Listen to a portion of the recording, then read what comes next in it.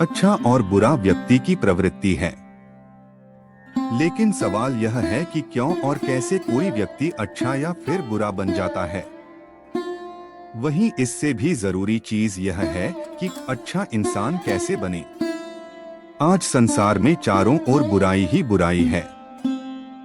दंगे फसाद, लड़ाई झगड़े, हत्या और आपराधिक कामों से जुड़ी खबरों की कोई कमी नहीं है। इसका कारण है इंसान का बुरा बनना। जब इंसान की प्रवृत्ति बुरी हो जाती है तो संसार भी बुराइयों से भर जाता है। गौतम बुद्ध की इस कहानी से जानेंगे क्यों कोई व्यक्ति बुरा बन जाता है और बुरे काम करने लगता है। साथ ही इस कहानी में जानेंगे कैसे बने अच्छा इंसान। अच्छे या बुरे व्यक्ति बन जाने से जुड़ी गौतम बुद्ध की कहानी। एक गांव में एक शातिर चोर रहता था। पूरा गांव उस चोर के बारे में जानता था, लेकिन इसके बावजूद भी कोई उसे पकड़ नहीं पाया। उस शातिर चोर ने अपना संपूर्ण जीवन चोरी करने में लगा दिया। इतना ही नहीं, आसपास के गांव और नगर में भी उसकी बराबरी का कोई चोर नहीं था। शातिर चोर का बेटा भी बन गया चोर। चोर का एक बेटा था जिसे वह अपनी तरह ही शातिर चोर बनाना चाहता था। इसलिए वह अपने बेटे से हमेशा कहता था कि कभी किसी साधु या सन्यासी के उपदेश को मत सुनना। यदि कोई कुछ कहे भी तो अपने कान बंद कर वहां से भाग जाना।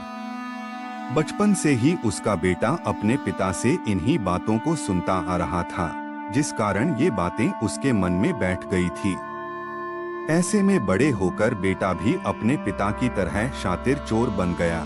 एक दिन उसे बड़ा लालच आया और वह राजा के महल में चोरी करने के उद्देश्य से जाने लगा। तभी रास्ते में लोगों की भीड़ नजर आई। चोर ने देखा कि लोग एक सन्यासी के चरणों में गिरकर उनका आशीर्वाद ले रहे हैं। वो सन्यासी गौतम बुद्ध थे। चोर साधु सन्यासी से दूर रहता था क्योंकि उसे अपने पिता से यही सीख मिली थी। लेकिन भगवान बुद्ध को देख वह उनकी ओर आकर्षित हो गया। इसका कारण यह है कि पहली बार उसे किसी तेजस्वी व्यक्ति के दर्शन हुए थे। अचानक उसे पिता की बात याद आ जाती है कि साधु सन्यासियों से दूर रहना चाहिए। चोर असमंजस में रहता है कि वह सन्यासी के पास जाए या चोरी करने के लिए आगे बढ़ जाए। एकाएक उसके मन में यह प्रश्न आता है कि आखिर पिताजी क्यों साधु संतों से दूर रहने को कहते थे। इसका उत्तर जानने के लिए चोर भी लोगों के बीच बैठ जाता है और भगवान बुद्ध के उपदेश सुनने लगता है। बुद्ध लोगों को झूठ बोलने की व्यर्थता और विश्वासघात के बारे में बताते हैं। उपदेश समाप्त होने के बाद सभी लोग अपने घर लौट जाते हैं और चोर भी चोरी करने के लिए महल की तरफ निकल जाता है। लेकिन पूरे रास्ते वह यही सोचता रहता है कि क्यों न एक बार उस सन्यासी के उपदेश में कही बातों को मानकर देखा जाए। इस तरह से वह चोरी करने के लिए महल की दीवार से कूदने के बजाय महल के द्वार से अंदर जाता है। उसे देख महल के द्वारपाल उसे रोकते हैं और भीतर जाने का कारण पूछते हैं। चोर कहता है, मैं चोर हूँ और महल में चोरी करने जा रहा हूँ। द्वारपाल उसकी बातें सुनकर हंसने लगते हैं और कहते हैं, जरूर यह महल का सेवक या नौकर होगा और हमसे मजाक कर रहा है। यह सोचकर वे उसे महल के अंदर जाने दे देते हैं। जिसका नमक खाया उसके साथ विश्वासघात नहीं करना चाहिए। महल जाने के बाद चोर खजाना रखे तिजोरी के पास पहुंच जाता है और तिजोरी को तोड़कर धन और आभूषण को पोटली में भरकर भागने लगता है। तभी उसकी नजर महल के रसोई पर पड़ती है। रात होने के कारण सभी सो रहे होते हैं और रसोई में कोई नहीं रहता है। चोर को जोर की भूख लगी थी, इसीलिए वह रसोई में जाकर पेट भर खाना खा लेता है। इसके बाद चोर वहां से जाने लगता है।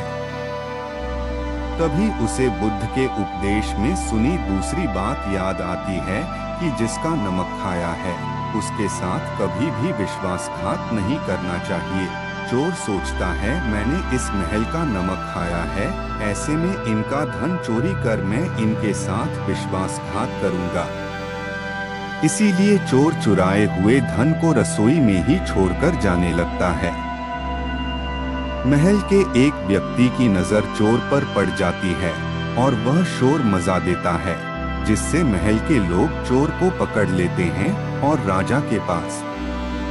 संगत और उपदेश से होता है व्यक्ति के व्यक्तित्व का निर्माण। चोर की बात से राजा प्रभावित होते हैं और उससे कहते हैं, अगर तुमने ऐसे उपदेश बचपन से ही सुने होते तो तुम कभी चोर बनते ही नहीं। इतना कहकर राजा ने उसे कोई सजा नहीं और छोड़ दिया। लेकिन राजा ने उससे कहा कि एक बात याद रखना, सही संगत और सही उपदेश से ही व्यक्ति अच्छा इंसान बनता है।